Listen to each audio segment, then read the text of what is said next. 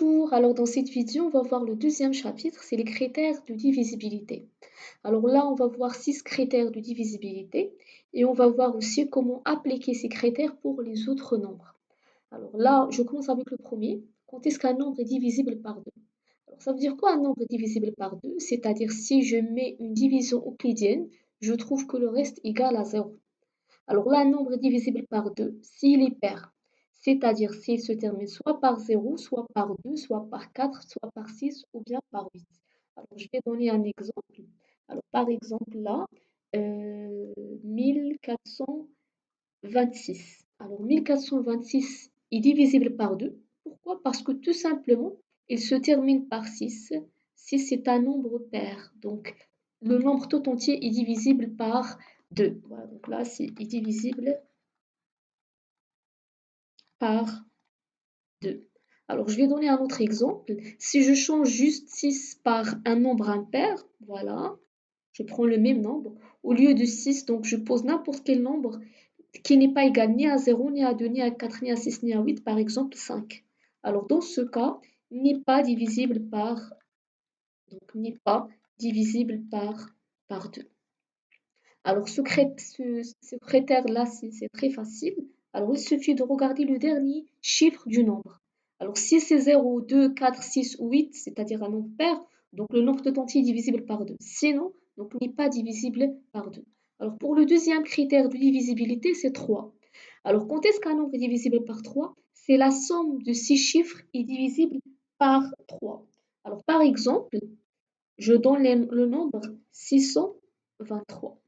Alors, la première étape à faire, c'est de faire la somme des chiffres de ce nombre. Donc, je fais 6 plus 2 plus 3. Alors là, donc la somme normalement égale à 11.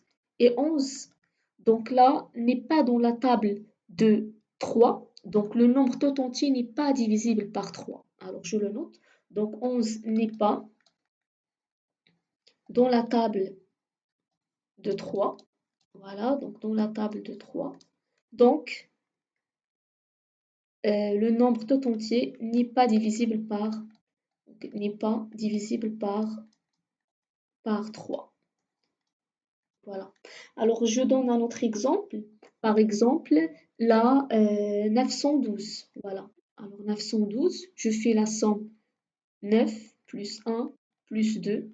Alors, 9 plus 1 plus 2, donc égale à 12. Alors, 12 est dans la table de 3.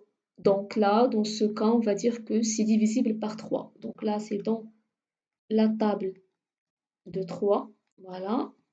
Donc, tout le nombre tout entier, donc 912, est divisible par 3. Voilà. Divisible par 3. Alors ça, c'est pour le critère de divisibilité de 3. Alors, on passe à le troisième critère de divisibilité, c'est 4. Alors, quand est-ce qu'un nombre est divisible par 4? Si le nombre formé par les deux derniers chiffres est dans la table de 4. Alors, est divisible par 4 ou bien est dans la table de 4. Alors, je vais donner des exemples. Alors, par exemple, 324. Alors, qu'est-ce qu'il faut faire? Je prends le chiffre formé par les deux derniers chiffres, donc 24. Donc, on a 24 et dans la table de 4. Voilà. Et dans la table de 4. Donc, ça implique directement que le nombre tout entier est divisible par 4. Voilà, donc là, il est divisible par 4. Alors, je vais donner un autre exemple, un deuxième exemple.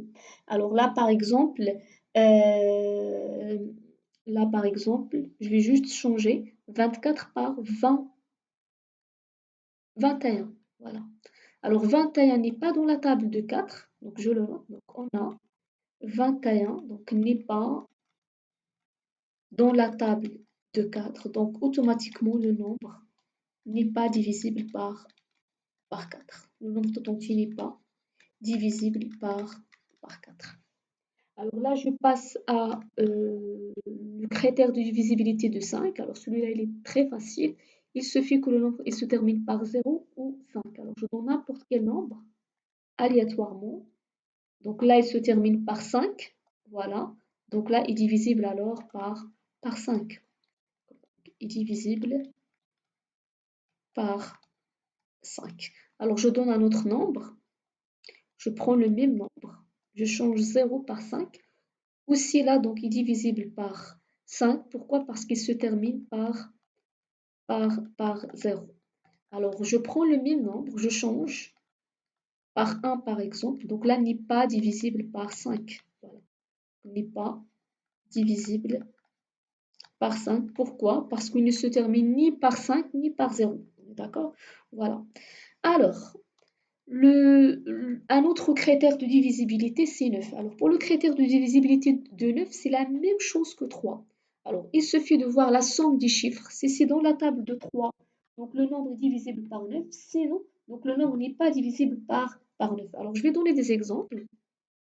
Alors, par exemple, je donne le nombre suivant. Voilà. Alors, je fais la somme des chiffres tout d'abord. Voilà. Alors là, égale normalement, donc là, 18. 18 est dans la table de 9, voilà. Donc, et dans la table de 9. Donc, le nombre tout entier, donc, le nombre est divisible par 9. Donc, est divisible par 9. Alors, je prends le même nombre. Je change, par exemple, 7 par 6. Voilà. Alors, si je fais la somme, voilà. Donc, normalement, j'obtiens 17. Alors 17 n'est pas dans la table, n'est pas dans la table de 9.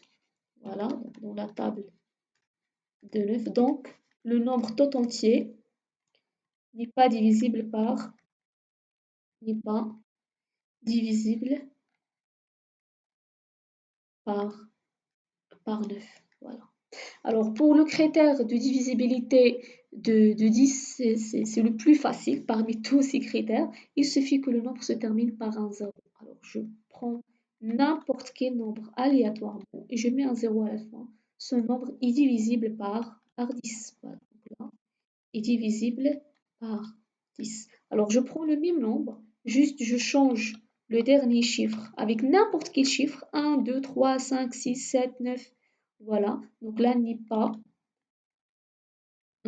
divisible par 10. Voilà, donc n'est pas divisible